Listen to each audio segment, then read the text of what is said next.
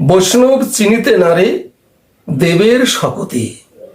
হ্যাঁ গো, বৈষ্ণব এমন একটা জিনিস, এমন একটা বিষয় যেটা দেবতারা চিনতে পারে না, যাদেরকে আমরা আপদে বিপদে শুভতে এবং নিত্য নৈমিত্তিকভাবে আরাধনা করে থাকি, মণ্ডপে মণ্ডপে তাদের চরণ সেবা করে থাকি, শিব দুর্গা কালী সকলের। অথচ তারাই যদি বৈষ্ণবকে চিনতে না পারে, তাহলে আমরা তো রক্তে মাংসে গড়া জীব, আমরা কি করে চিনব? তবে হ্যাঁ, বৈষ্ণবের কৃপা করুণা থেকে আমরা বঞ্চিত নই। বৈষ্ণবের কৃপা করুণা কিন্তু আমরা পেয়ে থাকি। দৃষ্টান্ত না দিলে তো বোঝা যায় না। দৃষ্টান্ত কি? বৈষ্ণব ধর্মকে শ্রেষ্ঠ ধর্ম কেন বলা হয়? বৈষ্ণব ধর্মকে শ্রেষ্ঠ ধর্ম বলে আমরা জানি, তার কারণটা কি? জানি তাই সমবেত ভক্তমণ্ডলী, উপস্থিত গৌর অনুরাগী মায়েরা, অনন্ত কোটি বিশ্ব ব্রহ্মাণ্ডের যত মুনি ঋষি, সকলের চরণে জানাই শতকোটি দণ্ডবত প্রণাম। আজকে আমি আপনাদের সম্মুখে এমন একটা টপিক নিয়ে আসবো, যেটা প্রত্যেকটা বৈষ্ণব সমাজের জানা প্রয়োজন এবং ভক্ত সমাজের জানা প্রয়োজন। টপিকটা হচ্ছে বৈষ্ণব ধর্মকে শ্রেষ্ঠ ধর্ম কেন বলা হয়। বৈষ্ণব ধর্মকে শ্রেষ্ঠ ধর্ম বলে আমরা জানি, তার কারণটা কি? চৈতন্য চরিতামৃতের একটি শ্লোক দিয়ে শুরু করি। অনর্পিত চরিং চিরাত করুণায় অবতীর্ণ কালু সমর্পয়তুমুন্নত জল রসাংস ভক্তি শ্রিয়ম সদা সুন্দর দৌতি কদম্ব সন্ধে প্রীত সদা হৃদয় স্কন্দর স্ফুরত অবু শ্রী শচীর নন্দন। একটা প্রবাদ বাক্য আমরা পেয়ে থাকি, সেটা বৈষ্ণব চিনিতে নারে দেবের শপথে। হ্যাঁ গো, বৈষ্ণব এমন একটা জিনিস, এমন একটা বিষয় যেটা দেবতারা চিনতে পারে না, যাদেরকে আমরা আপদে বিপদে শুভতে এবং নিত্য নৈমিত্তিকভাবে আরাধনা করে থাকি, মণ্ডপে মণ্ডপে তাদের চরণ সেবা করে থাকি, শিব দুর্গা কালী সকলের। অথচ তারাই যদি বৈষ্ণবকে চিনতে না পারে, তাহলে আমরা তো রক্তে মাংসে গড়া জীব, আমরা কি করে চিনব? তবে হ্যাঁ, বৈষ্ণবের কৃপা করুণা থেকে আমরা বঞ্চিত নই। বৈষ্ণবের কৃপা করুণা কিন্তু আমরা পেয়ে থাকি। দৃষ্টান্ত না দিলে তো বোঝা যায় না। দৃষ্টান্ত কি? যেমন আকাশের সূর্য আমরা দেখি প্রতিনিয়ত পূর্ব আকাশে উঠছে, মধ্য গগন হয়ে পশ্চিম গগনে ঢলে পড়ছে, কি তাই তো? তার আলো, তার যে তেজ, সেটা আমরা অনুভব করি। কিন্তু সত্য কথা বলতে কি, নিজের বিবেককে প্রশ্ন করুন, উত্তর হয়ে যাবে। সূর্যকে আমরা কজন চিনি বলুন? সূর্য কি বস্তু? সেখান থেকে এত তাপ কেন আসছে? সেখানে কি বিস্ফোরিত হচ্ছে, যার জন্য তার তাপে, আলোতে গোটা পৃথিবী মণ্ডল দ্বারা দগ্ধিত হয়ে যায়? হ্যাঁ, তাহলে সেখানে কি হচ্ছে আমরা কিন্তু জানি না। সেখানে কি গ্যাস বিস্ফোরিত হচ্ছে আমরা জানি না। কিন্তু সূর্যদেবের কৃপা করুণা থেকে আমরা কেউ বঞ্চিত নই। সূর্যের কৃপা আমরা অনুভব করি, সূর্যের করুণা আমরা উপভোগ করে থাকি। যদি বলেন কেমন করে, আসলে বলুন তো, পৃথিবীতে 3 ভাগ জল, 1 ভাগ স্থল। পৃথিবীর 3 ভাগ জল যে জল হয়ে আছে, আপনারা শিক্ষিত সমাজ, ভক্তমণ্ডলী, ভক্তিমতী মায়েরা, ছেলে মেয়ে, ঘরের বউ, সকলেই আমরা শিক্ষিত। আপনারা জানেন, শুধুমাত্র স্মরণ করে দিচ্ছি মাত্র। পৃথিবীর 3 ভাগ জল, 1 ভাগ স্থল। যদি সূর্যমামা না থাকতো, পৃথিবীর জল জল থাকতো না গো। সমস্ত জল বরফে পরিণত হয়ে থাকতো। শুধু বরফ নয়, বরফ থেকে পাষাণ হয়ে যেত। জল থেকে আমরা বঞ্চিত হয়ে যেতাম। জলে পরিণত হয়ে আছে কার কৃপায়? একমাত্র সূর্যদেবের কৃপায়। তার তাপে সাগরের জল, নদীর জল, পুকুরের জল জলে পরিণত হয়ে আছে। যদি সূর্য মামা না থাকতো সব পাষাণে পরিণত হয়ে যেত। এমনকি আমাদের দেহে যে ব্লাড সার্কুলেশন আছে, সেই ব্লাড অর্থাৎ রক্ত, সেটাও জমাট বেঁধে যেত যদি সূর্য মামা না থাকতো। তাছাড়া দেখুন, আমরা সকলে কার্বন ডাইঅক্সাইড গ্যাস সমাজের বুকে ছড়িয়ে দিই। কার্বন ডাইঅক্সাইড গ্যাসে মানুষ বাঁচতে পারে না। তাহলে কিভাবে বেঁচে আছে মানুষ? একমাত্র সূর্যের কৃপায়। যদি বলেন কিভাবে? সূর্যদেব আলো দান করছে, সেই আলো গাছের পাতায় পড়ছে, গাছের পাতায় রান্নাঘর তৈরি হয়, সেই রান্নাঘরে খাদ্য তৈরি হয়। যদি বলেন কি খাদ্য? ভিটামিন ডি আমরা সেখান থেকে পেয়ে থাকি। তাছাড়া অমৃতময় যে অক্সিজেন গ্যাস, যে গ্যাস না হলে আমরা বাঁচব না, সে হলো আমাদের প্রাণ, অক্সিজেন গ্যাস। সেটা কে দেয়? সূর্যের কৃপা করুণায় বৃক্ষ থেকে আমরা পেয়ে থাকি। তাহলে সূর্যকে কিন্তু আমরা চিনি না, তার ভিতরে কি হচ্ছে না হচ্ছে আমরা জানি না। শুধু দেখি আকাশের বুকে উদিত হচ্ছে, পশ্চিম গগনে ঢলে পড়ছে, আবার প্রভাতে পূর্ব আকাশে উদিত হচ্ছে। এটা নিত্য নৈমিত্তিক আমরা দেখতে পাই।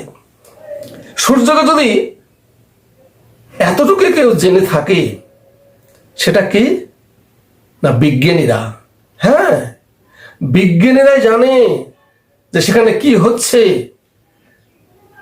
এত তাপ কেন আসছে, সেটা বিজ্ঞানীরাই জানে। তাই বলে সূর্যের কৃপা করুণা আমরা একা নই, বা বিজ্ঞানীরা শুধু পায় না, সে কিন্তু জগৎকে সমানভাবে দেয়। একমাত্র বিজ্ঞানী বলতে পারবে সেখানে কি গ্যাস অনর্গল বিস্ফোরিত হচ্ছে, অনর্গল আগুন তৈরি হচ্ছে, আমরা জানি না। অথচ সূর্যের কৃপা করুণা আমরা অনুভব করে থাকি। ঠিক সেই রকম বৈষ্ণব দেবতারা পর্যন্ত বলছে, বৈষ্ণব চিনিতে নারে দেবের শকতি। আমরা তো রক্তে মাংস গড়া মানুষ, দেবতারাই যদি চিনতে না পারে আমরা কি প্রকারে চিনব? আর বৈষ্ণবকে কেন শ্রেষ্ঠ, বৈষ্ণব ধর্মকে কেন শ্রেষ্ঠত্ব করেছেন মহাজন? দেখুন, জগতের বুকে আমরা যখন কোনো বৈষ্ণবকে প্রণাম করতে যাই, তখন একটা ছোট্ট মন্ত্র বলে প্রণাম করি। এই মন্ত্রটা আপনারা সকলেই জানেন। হ্যাঁ, জানেন, সকলে জানেন। শুধুমাত্র আমি স্মরণ করে দিচ্ছি মাত্র। তবে যে না জানেন সে মুখস্থ করে নেবেন। এই মন্ত্রটার মধ্যে এমন কিছু পাওয়া যাবে, আপনি অনুভব করবেন নিজেই যে বৈষ্ণব সূর্য সমতুল্য, সে কত দূরের ব্যক্তিত্ব। মন্ত্রটা কি? আপনি বৈষ্ণবকে যখন প্রণাম করবেন, তখন অন্তত মনে মনে এই মন্ত্রটা বলতে হবে। কি না? বাঞ্ছা কল্পতরুভ্যশ্চ কৃপা সিন্ধু ভৈবচ পতিতানং পাবনেভ্য বৈষ্ণবেভ্য নমো নমঃ। বৈষ্ণবকে প্রণাম করতে গেলে এই মন্ত্রটা আমাদেরকে বলতে হয়। সে যে বৈষ্ণবই হোক, লাল পোশাকধারী হোক, গেরুয়া পোশাকধারী হোক, সাদা পোশাকধারী হোক, হলুদ পোশাকধারী হোক, মোটা তিলক হোক, সরু তিলক হোক, দেব তিলক হোক, গোপীচন্দনের তিলক হোক, বা কালো তিলক হোক, তিলক পরলেই হলো। বা কণ্ঠের মালা মোটা হোক বা সরু হোক, সে যেই হোক, আপনি প্রণাম করতে গেলে আপনাকে এই মন্ত্রটা বলতে হবে। কি না? বাঞ্ছা কল্পতরুভ্যশ্চ কৃপা সিন্ধুভ্যৈবচ পতিতানং পাবনেভ্য বৈষ্ণবেভ্য নমো নমঃ। এই যে মন্ত্রটা বললাম, এই মন্ত্রের মধ্যে 3টি শব্দ আছে। যে 3টি শব্দকে পর্যালোচনা না করলে বোঝা যাবে না, একটু পর্যালোচনা করতে হবে। কি 3টি শব্দ? না, প্রথমেই বলছে বাঞ্ছা কল্প তরু। বাঞ্ছা কল্প তরু, কল্পতরুটা কি না? দেবতাদের নাকি বৃক্ষ, যেটা সমুদ্র মন্থনে উঠেছিল। সেই বৃক্ষের নাম হচ্ছে কল্পতরু বৃক্ষ। সেই বৃক্ষের নিচে বসে যা কল্পনা করা যায় তাই পাওয়া যায়। একটু বলি, মন দিয়ে শুনবেন কথাগুলো। কোনো একজন ভিক্ষুক বা লোভী মানুষ কল্পবৃক্ষের তলায় গিয়ে দাঁড়িয়েছে।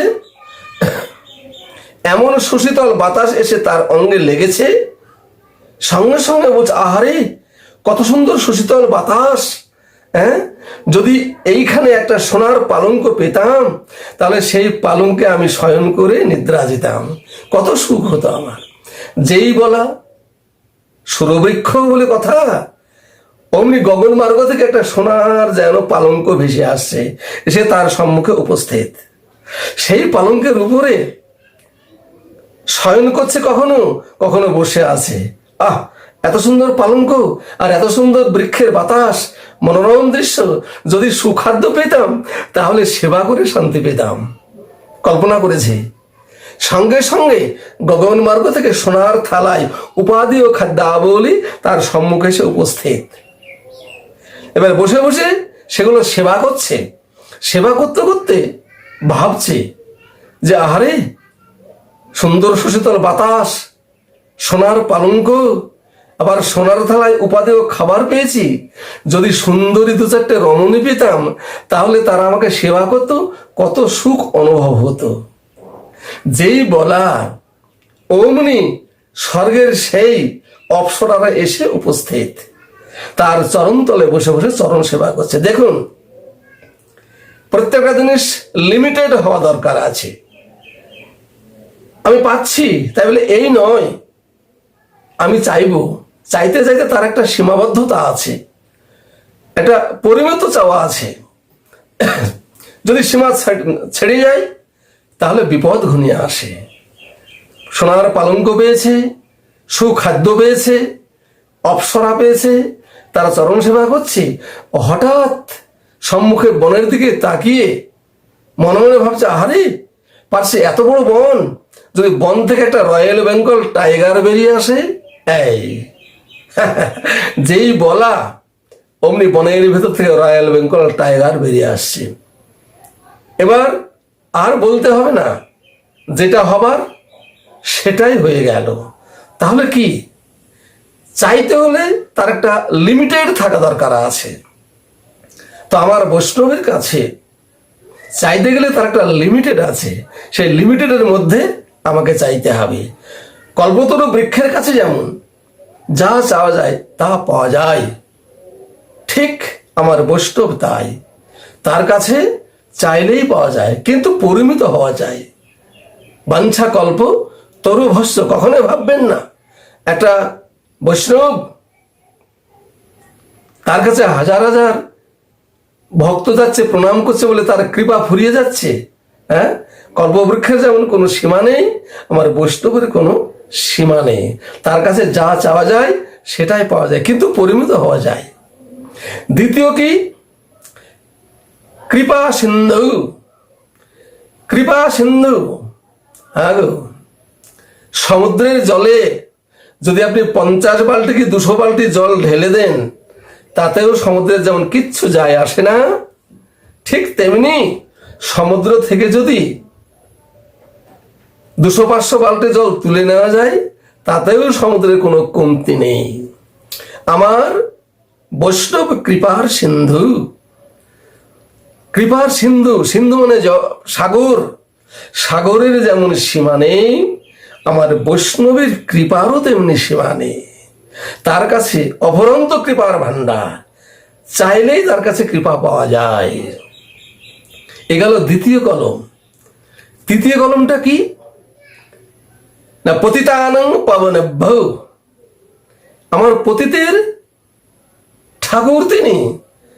পতিত, পতিত মানে কি, যারা সমাজের বুকে লাঞ্ছিত, অবহেলিত, যারা সমাজের বুকে পাপী, অনাচারী, দুরাচারী, কদাচারী, ব্যভিচারী, কৃষ্ট ভোলা মানুষ, অধম পতিত, যারা নাস্তিক,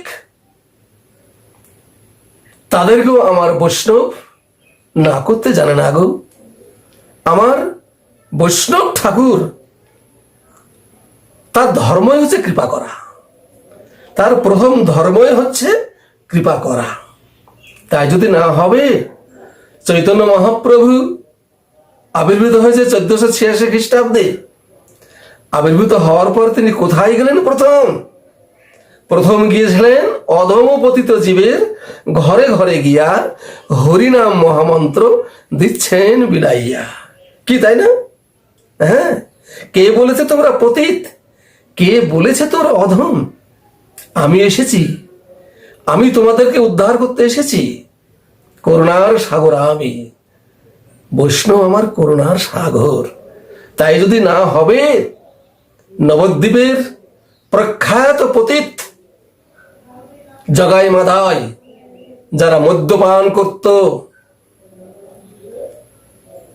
সমাজের বুকে তারা অনাচার দুরাচার, যারা ভালো কাজ করেনি, ব্রাহ্মণ পল্লীতে আগুন লাগিয়ে দিয়ে তামাশা করত, নারী নির্যাতন করত আর মদ্যপান করত, দাপিয়ে বেড়াতো সমাজের বুকে, সে হলো পতিত জগাই মাধাই। যেই দিন আমার নিতাইয়ের করুণা পেল,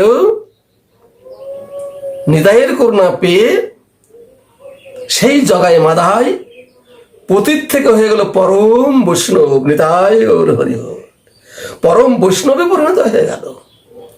কিরকম বৈষ্ণব? প্রত্যেক দিন 2 লক্ষ করে নাম করত। ভাবতে পেরেছেন? 1 লক্ষ নাম করতে 6 ঘন্টা সময় লাগে। হরিদাস করত 3 লক্ষ নাম, আর জগাই মাধাই প্রত্যেক দিন 2 লক্ষ নাম শুরু করলো। আমার চৈতন্য মহাপ্রভু এবং নিত্যানন্দ মহাপ্রভুর কৃপায়। কৃপার সিন্ধু, কৃপার সাগর তো এমনি বলা হচ্ছে না। এটা গেল নাম মাহাত্ম্যর কথা জগাই মাধাইয়ের। আর সমাজ সেবা কি? নিত্যানন্দ মহাপ্রভু তার চরণে প্রণাম করে বললো, প্রভু আর কি আমি করতে পারি?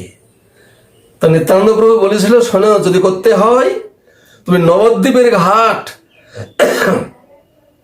কোদাল দিয়ে এমন একটা ঘাট বানিয়ে দাও, জগতের মানুষ সুরদিনে গঙ্গায় স্নান করে যেন তারা তৃপ্তি অনুভব করে, শান্তি অনুভব করে। হ্যাঁ, তাই প্রত্যেক দিন জগাই মাধাই, সে হলো পতিত, যাদেরকে দেখলে মানুষ ভয়ে পালিয়ে যেত, সেই জগাই মাধাই সমাজ সেবার কারণে সমাজ সেবামূলক গঙ্গার ঘাট প্রত্যেক দিন কোদাল দিয়ে কেটে কেটে কেটে কেটে কেটে সুন্দর করে ঘাট বানিয়ে দিল, এবং প্রত্যেক দিন ঠাকুরের গুণগান 2 লক্ষ করে নাম করত। তাই সকলের কাছে স্বনির্বন্ধ নিবেদন, আমার বৈষ্ণবকে আমরা চিনতে পারিনি গো। তার অপার করুণা, তিনি কৃপার সিন্ধু, পতিত পাবন, পতিতকে উদ্ধার করে। আর সে কল্প বৃক্ষ, যার কাছে তার কাছে যা চাওয়া যায় তাই পাওয়া যায়। সবার কাছে একটাই নিবেদন রইল, আপনারা, আমি যে টপিকটা ছাড়লাম, এটা প্রত্যেকটা মানুষের জানা দরকার, বোঝা দরকার। আপনি টপিকটা দয়া করে সাবস্ক্রাইব করবেন, যেন আমি পরবর্তীতে আরো কিছু করতে পারি। সবার চরণে প্রণাম জানিয়ে ভালো থাকবেন, সুখে থাকবেন, ঠাকুর যেন ভালো রাখে, এই বলে আমি এই টপিক এখানে সমাপ্ত টানলাম। নিতাই গৌর হরি বল।